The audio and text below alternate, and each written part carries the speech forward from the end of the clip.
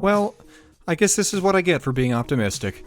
A few days ago, after overwhelming critical backlash against Gran Turismo 7 for both its predatory in-game economy and the artificially imposed internet requirements that enabled it, developer Polyphony Digital has offered an apology of sorts for the game's player base. Well, I say apology.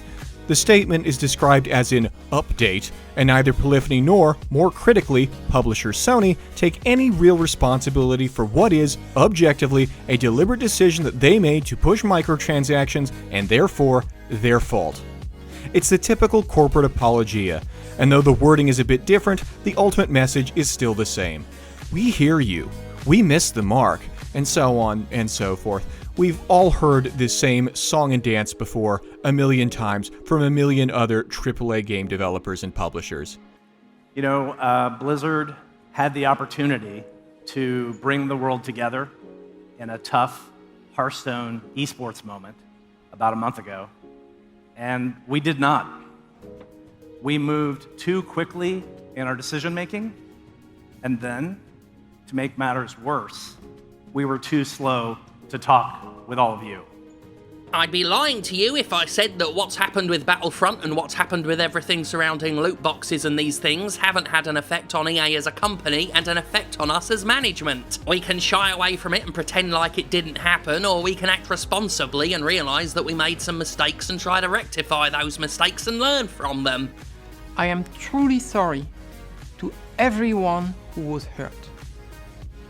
We have taken significant steps to remove or sanction those who violated our values and code of conduct, and we are working hard to improve our systems and processes. It's your typical corporate quasi-apology, a statement that doesn't directly address the root problem or take accountability for it, while simultaneously and paradoxically claiming that they are listening to their audience. In technical terms, it's a load of insincere BS. A fact made all but completely transparent due to the frankly inadequate consolation provided only after the backlash was too big for Sony to ignore. Firstly, Polyphony made a goodwill gesture by giving players 1 million credits that could be added to their account, and gesture really is the key word. Not only is in-game currency infinitely replicable by the developer at virtually zero cost to either them or the publisher, despite collectively charging people potentially millions of real-world dollars for the same amount of currency through microtransactions, it is also only available to people who bought the game prior to a specific date, it's only available for a limited time, and given that dozens of cars in the game cost well in excess of 1 million credits, even by fake currency standards of value, the amount provided is basically nothing. An empty platitude meant only to get people complaining to shut up. In other words, a gesture. What a nice gift. What a nice gift, everybody. What a nice gift. Continuing on, Polyphony promises to make multiple adjustments to the in-game economy over the course of April through updates, including increased race payouts and a larger cap on the amount of currency a player can possess at any given time. In other words, a handful of basic balancing fixes that should have been in the game prior to going gold. Beyond April, they plan on adding new events and finally adding a feature that should have been in the game from the start: the ability to sell unwanted cars in exchange for in-game currency. Put bluntly, the fact that they are trying to frame these updates as improvements to the game instead of what they really are, i.e., fixes to deliberately manufactured problems, is the definition of polishing a turd.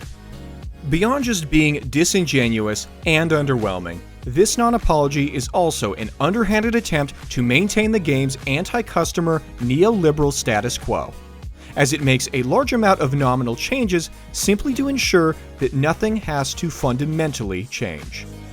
Sure, they'll increase the number of credits paid out at the end of a race, but not so much that the microtransactions won't remain a tempting way to skip the artificially imposed grind.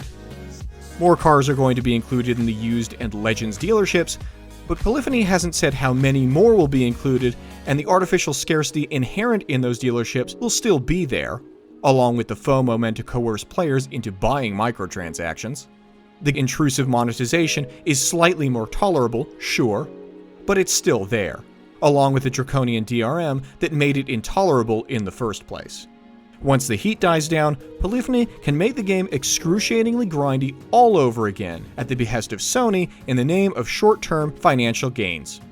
And worst of all, their commitment to the game being a live service means that they have no plans to eliminate these online requirements, ensuring that players will be unable to enjoy their $70 game whenever their internet connection drops, when the server maintenance begins, and ultimately, when the servers are shut down for good. This is not an apology. It's an attempt to dodge accountability. This is not an acceptable consolation for their audience. It's less than the bare minimum.